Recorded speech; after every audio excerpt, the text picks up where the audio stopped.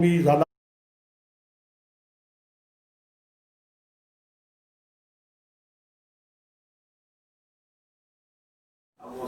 हम 50 नंबर क्या है ये वर्ड रामायण भारत बना बस एक्चुअली नहीं मैं देखिए मैं थोड़ा बेवकूफ़ आदमी भी हूँ, मेरे को थोड़ी अक्ल भी कम है, तो ज़रा सोचता हूँ भी ज़्यादा और अलग तरीके से क्वेश्चन भी करूँ। मोहम्मद जिब्राइल तो बुर्राक पर बैठ के चले गए, हाँ चले गए हाँ मूसा काय पे गए?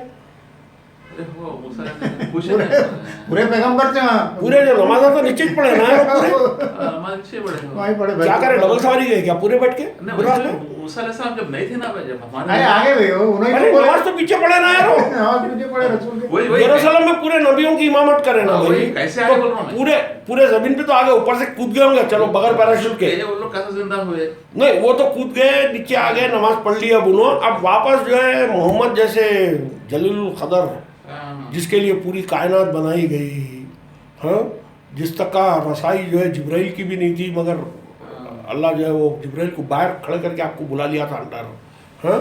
नहीं वो रामपुर बड़ा हूँ मैं डबल बस की वजह से बैठ तो फिर इन्हों दोनों तो बैठ के बुर्राक पे गए, हाँ, इब्राहिम काय पे गए, आदम काय पे गए, मूसा काय पे गए, इनकी बुर्राक कहाँ थी? ये बुराक तो बैतुल मुकद्दस तक आया ना, फिर उसको बांध दिए।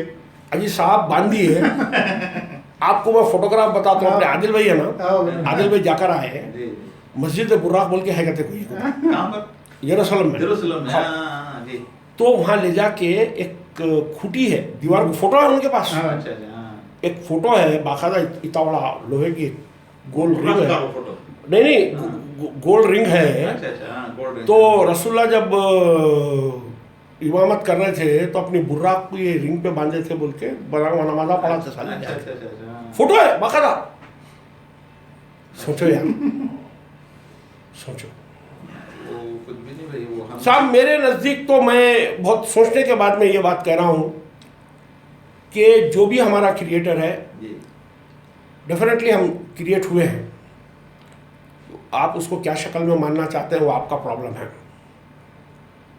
हम ये जाने कि हमारी बनवट क्या है, हमारी बनवट के अंदर we are been given a very powerful mind.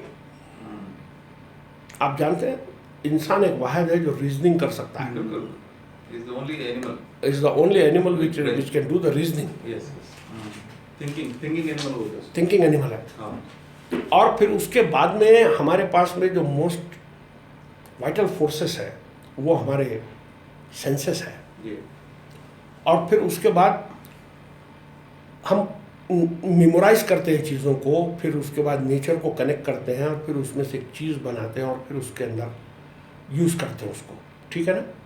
ये पावर किसी में नहीं है। जी मैं जंगलों में रहने वाला आदमी हूँ, फरवरी का सीज़न आता है, हमारे जो जंगल है ज़रा, क्योंकि साउथ इंडिया के जंगल है तो ज़रा समर अर्ली स्टार्ट होते हैं वहाँ पर, तो February end is the worst time of the jungle, worst time होता है हमारा, पतझड़ हो जाती है, पत्ते पूरे गिर जाते हैं।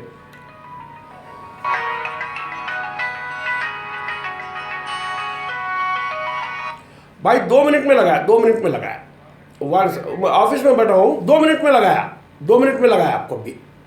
जी तो आप बताइए, हाथी जैसा पावरफुल एनिमल, पानी खत्म हो जाता है, वाटर होल्स पूरे सूख जाते, ग्रीनरी पूरी ख़त्म हो जाती, पत्थर पूरा हो जाता, और कुछ खाने के लिए उसको नहीं रहता है, तो they migrate to Kabini side, जो कर्नाटका का पोर्शन है, काबिनी का एक रिवर डैम है, तो एक माइग्रेशन होती है। माइग्रेशन मार्च में खुद देखा हुआ हूँ कई वक्त, 100 200 हाथी एक साथ जमा होकर वो माइग्रेट करते हैं। उसमें कई हाथियों की डेथ हो जाती है स्टारवेशन की वजह से। हाथी का आप जानते हैं रोज़ाना उसको करीब बहुत पानी चाहिए उसको, it requires about I think पानी ज़्यादा बहुत पानी चाहिए उसको, 2000 लीटर और 1500 litres of water every day, and fodder also, क्योंकि हाथी की जो इंटेस्टाइन है वो सिंगल इंटेस्टाइन है, it's not like cow, single intestine है, तो वो खाने के बाद में फुजला बहुत जल्दी हो जाता है उसको, तो उसकी वजह से it has to eat all the time, तो उसको ईटिंग मशीन भी बोलते हैं हम लोग। तो अब आप बोलिए हाथी इतना इंटेलिजेंट एनिमल है, एनिमल किंगडम में इतना पावरफुल माइंड है उसका, इतने पावरफुल उसके मसल्स है, जी। सूंड कितनी पावरफुल होती है उसका अंदाज़ा नहीं है आपको। हाँ, उसको मालूम है कि हर साल ये आ रहा है, लेकिन उसके बावजूद कोई हाथी गन्ने जमा करके नहीं रख लेता, नहीं, चारा जमा करके नहीं रख लेता, पानी की टांकियां भर के नहीं रख लेता। He passes through all that again. only चींटी करती हो, एंट करती, एंट का ब्रेन। तो अब आप बताइए कि हर जो जानवर है उसका जो फंक्शन दिया गया हुआ है वो फंक्शन के तहत में वो लोग काम कर रहे हैं। मैन एक ऐसा है जो नेचर के अंदर इंटरवेंशन करता है, हाँ, बिल्कुल। मदाखलत करता है, नेचर को हार्नेस करने की कोशिश करता है। ये मैन का पावरफुल साइड है, Because of the mind only। Because of the mind only. इसके बहुत पॉजिटिव रिजल्ट्स भी है तो बहुत नेगेटिव रिजल्ट्स भी है। जी। इसके नेगेटिव रिजल्ट्स न निकले, इसके तमाम नेगेटिव रिजल्ट फुजुरा है, इसके तमाम पॉजिटिव रिजल्ट तकवा है। बिल्कुल। ये किताब पूरी तरीके से ला रही है इंसान को इसके पॉजिटिविटी के ऊपर, उसकी नेगेटिविटी उससे छुड़वा रही है, कॉन्शियसनेस को उसके बेदार कर रही है बस, बस। और कॉन्शियसनेस के थ्रू उसको जीने की तालीम दे रही है। इस तालीम को एक सरदार हासिल कर सकता है, एक क्रिश्चियन हासिल कर सकता है। It is like going to school and learning the computers, और it is learning any sciences. This book is that, it is not a religion book, it is not a religious book, it is a simple psychology की किताब है जिसमें इंसान के अंदर आला सिफतें पैदा करना चाहती है। और ये किताब का मुद्दा है हासिल इल्म, उसूल इल्म।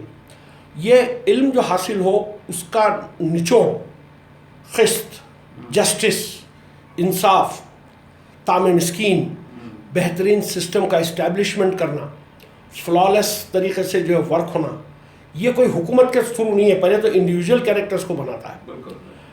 मुझसे किसी ने पूछा था कि कुरान का सेंट्रल आइडिया क्या है। एक इस्लाम का एक सेंट्रल आइडिया हो सकता कुछ भी, लेकिन कुरान का एक सेंट्रल आइडिया है। आप मुझे बताइए कि कुरान का सेंट्रल आइडिया क्या है। कुरान का सेंट्रल आइडिया है आज़ादी, अच्छा, फ्रीडम। कुरान का सेंट्रल आइडिया फ्रीडम है। कुरान जो बात कर रही है, कुरान का जो एड्रेस ही है वो इंडिविजुअल है, मासेस नहीं है, अच्छा, इंडिविजुअल। इंडिविजुअल है। इसकी जो आइडियोलॉजी है इज टू अटेन पीस है, that is all, that is all. Freedom का इस्तेमाल आप कैसे करेंगे उसकी पूरी नॉलेज आपको इसमें से मिल रही है। इसका मिसयूज भी कर सकते हैं, इसका आप जो है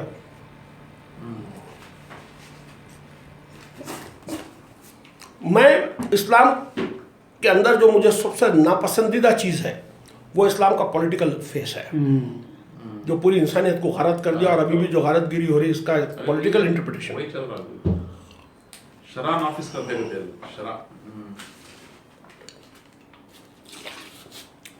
इस्लाम को ऑलवेज 3 तरीके से डिफाइन किया जाएगा। इस्लाम एज ए स्पिरिचुअलिटी, एक फेस उसका स्पिरिचुअल फेस है जो बहुत ही खूबसूरत है। झूठ नहीं बोलना, माँ बाप की इज्जत करना, गरीब का खाना खिलाना, अच्छे सिस्टम के अंदर रहना, ईमानदारी की ज़िंदगी गुजारना, पाकी को इख्तियार करना, अपने सोल की प्यूरिफिकेशंस करना, ये इसका स्पिरिचुअल एस्पेक्ट है जो वंडरफुल एस्पेक्ट है इसका। इस्लाम का जो वर्स्ट एस्पेक्ट है, जो वर्स्ट इंटरप्रिटेशन ऑफ इस्लाम है वो पॉलिटिकल इस्लाम है, वो पॉलिटिकल इस्लाम है। और ये पॉलिटिकल इस्लाम पूरे आज की तारीख में छाया हुआ है। सारे मुतासिर जो अगर है तो वो यही समझते हैं कि कुरान के कानूनों को नाफिज करना है, तो कोई शरिया के पीछे पड़ा हुआ है, तो कोई और तरीके से पड़ा हुआ है, कोई हुकूमत इलाहिया का नाम देता है। लोग वही बोलते हैं। थर्ड क्या है? थर्ड एस्पेक्ट एक तो है इसका, मैंने आपसे कहा कि स्पिरिचुअल एस्पेक्ट है। सेकंड इसका एस्पेक्ट है political aspect, that's not good, that is not good. और थर्ड इसका एक एस्पेक्ट है जिसको हम कहते हैं रिलीजियस एस्पेक्ट। अच्छा। रिलीजियस एस्पेक्ट के अंदर क्या होता है कि जिसको हम लोग कहते हैं प्रैक्टिसिंग मुस्लिम्स, 5 टाइम नमाज पढ़ लो, रमजान के रोजे रख लो, ये तस्बीह पढ़ लो, इतना सवाब मिलेगा, ये मिलेगा, वो मिलेगा। इसका पॉलिटिकल एस्पेक्ट भी बर्बाद है, इसका रिलीजियस एस्पेक्ट भी बर्बाद है। इस्लाम कुरान के अंदर जो ब्यूटीफुल एस्पेक्ट है वो उसका स्पिरिचुअल एस्पेक्ट है। समझ रहे हैं? इवन अगर मजहब इस्लाम में से भी अगर लेना चाहते हैं तो इन दो को छोड़कर अगर जो भी रिवायतों की भी जो बातें अगर लेंगे अब उसके अंदर, इवन उसमें जो स्पिरिचुअलिटी की बात की गई, वो हम में से नहीं जो जिसके शर से उसका पड़ोसी महफूज नहीं। हाँ, तो बताइए कितनी खूबसूरत बात है। हाँ? वो मोमिन ही नहीं जिसका पड़ोसी भूखा सो जाए। तो ये इसके स्पिरिचुअल एस्पेक्ट्स है। इवन हदीसों में भी बात मौजूद है। अगर कोई हदीस को अगर मानता है और अगर समझता है कि इस्लाम उससे जुड़ के चलना चाहिए, तो मैं उसके ऊपर एतराज़ भी नहीं करूंगा। मैं उसको ये बोलूंगा कि कम से कम तू ये पाठ ले ले। लेकिन इंसानियत को डिवाइड करना, इंसानों में फर्क डालना, मैं मोमिन मैं मुस्लिम तू काफिर, ये बोली बोलना, ये मेरे नज़दीक हराम फेल है। ये पूरा गलत करके रख दिया। तो इस्लाम जो ऑलवेज चलता है वो ट्रियोलॉजी के ऊपर चलता है, यानी 3 लॉजिक्स हैं हमारे पास में। एक है कुरान, दूसरी है सीरा जिसको हम लोग कहेंगे द बायोग्राफी ऑफ प्रॉफिट, और थर्ड है अहादीस, और जो हमारे असहाब रसूल ने किया। सीरा एक बातिल किताब है बियॉन्ड डाउट। कौन है ऑथर? वो इब्ने इसाक लिखा, उसके बाद कंटिन्यू इब्ने हिशाम किया। That is the only authentic source what everybody refers. और इब्ने इसाक का कोई एविडेंस? इवन द मुस्लिम्स और इवन द नॉन मुस्लिम्स और द कंप्लीट जितने भी लोग हैं, वो सारा डिपेंड करते हैं सिर्फ इब्ने इसाक और इब्ने हिशाम के सोर्स के ऊपर। There is no other source to know Mohammed. कब था, कौन सेंचुरी में था ये इब्ने इसाक के 200 साल के बाद में लिखा कहानी बैठ के, झूठा मुग़ाज़ी ज़्यादा। अब आप बताइए, अभी टॉम हॉलैंड ने जो रिसर्च की है उसके अंदर बोलता है इब्ने इसाक के जितने क्लेम्स जो सीरा के अंदर बताए गए हैं, not a single evidence has been found. Archaeologically और historically there is not a single evidence. मैं वो बहस में नहीं जाऊंगा। मैं यहाँ ये बात ये बोलूंगा कि सीरा का जो पोर्शन है और जो हदीसों का पोर्शन है, ये इस्लाम का जो नरेशन देता है वो मोस्ट डिटोरिएटेड, मोस्ट हार्मफुल और मोस्ट हेटफुल है। वो मोस्ट हेटफुल है। मुस्लिम प्राइड बेचा गया है उसके अंदर। कुरान अगर आप as a default document of Islam लेंगे, भाई मैं तो एक सादा आदमी हूं, मैं ये कहता हूं कि मोहम्मद रसूलुल्लाह, मोहम्मद बिन अब्दुल्लाह मोहम्मद रसूलुल्लाह बने कैसे? अगर कुरान मोहम्मद रसूलुल्लाह के ज़ात ग्रामी में से हटा दी जाए तो Muhammad Rasulullah is nothing, he is just only Muhammad bin Abdullah, then he cannot be a Muhammad रसूलुल्लाह।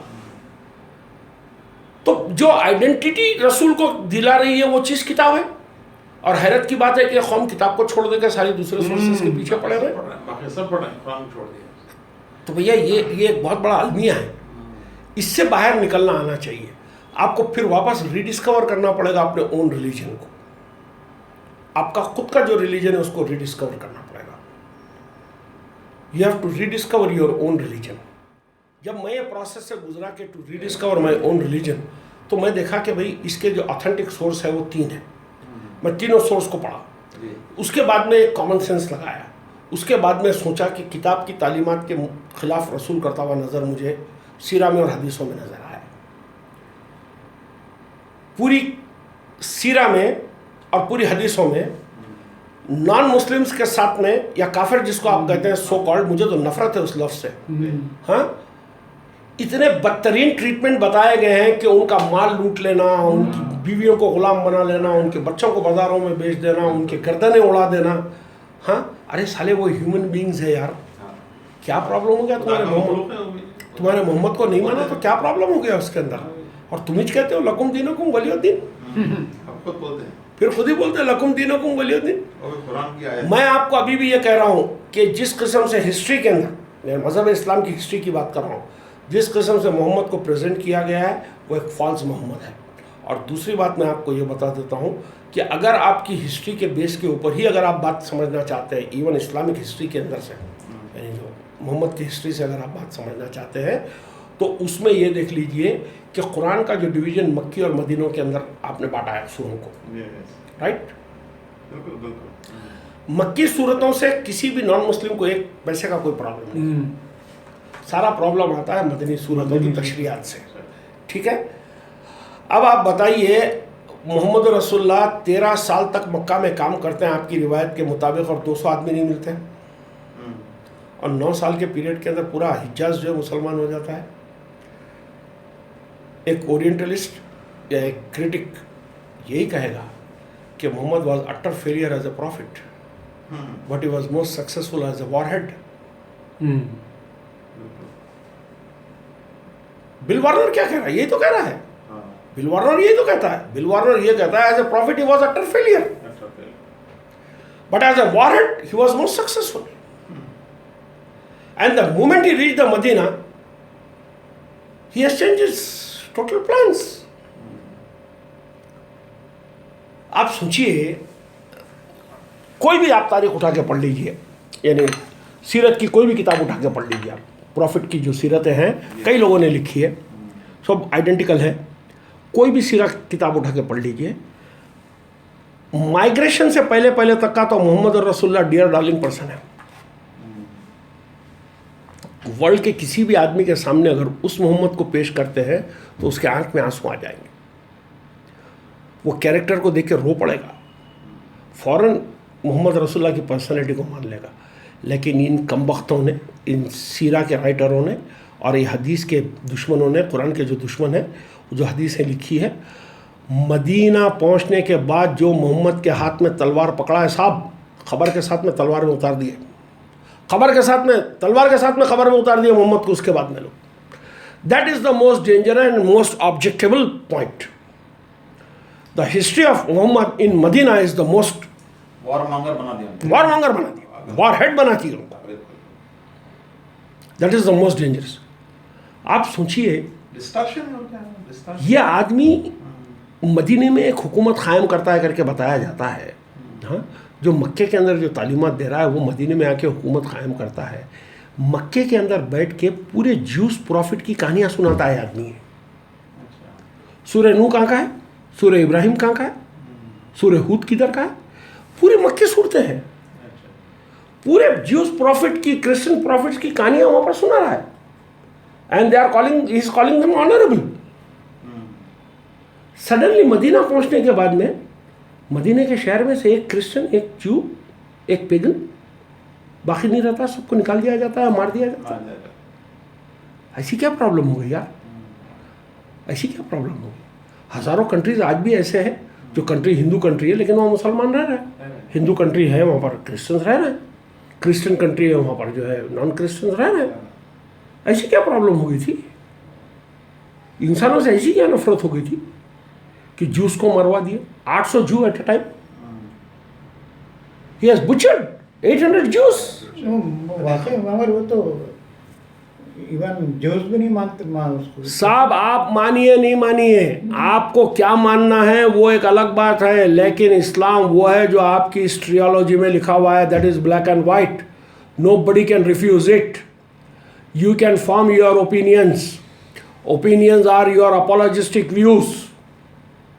नहीं हबीब साहब वो ऐसा है, ये apologistic views है, लेकिन to understand Islam, whatever is written in this trilogy, whatever is written in the Quran, whatever written in the Sirah, and whatever written in the Hadith is the authentic source of Islam। It is black and white। Interpretations, opinions, one can form anything, that is his personal opinion। You can make an opinion, keep it in your pocket, but that will not become Islam। Islam is this। मैं ये पर कहता हूँ कि अपॉलोजिस्टिक view लेना बंद कीजिए, अपॉलोजिस्टिक view लेना बंद कीजिए, रुजू कीजिए। रुजू के माने क्या होते हैं? वापस मान लेना अपनी गलती को। ये मान लीजिए कि हमारी सीरा झूठी है, ये मान लीजिए कि हमारी हदीसें झूठी है, ये मान लीजिए कि हमारे कुरान के तर्जुमे और तफसीरें झूठी है, इब्न तिबरी झूठा था, बुखारी झूठे थे, ये सबको झूठा मानिए। मानकर मानिए सच्चा वर्ड अगर कोई है तो कौल रसूल करीम जिसको हम कुरान कहते हैं वो है, उसके अंदर जो है वो हमारा इस्लाम है। उसके अंदर से बाहर अगर कोई निकल के जाएगा वो इस्लाम से कोई कनेक्शन नहीं है। अगर वापस इस एंगल से अगर कोई इसको रिव्यू करेगा और रिवाइव करेगा तो बहुत मुमकिन है कि इस्लाम का जो असली चेहरा था वो लोगों के सामने वापस आएगा। बगैर इसके ये कोई असलियत नहीं आ सकती। व आखिर दावाना अनिल हम्दुलिल्लाह रब्बिल आलमीन।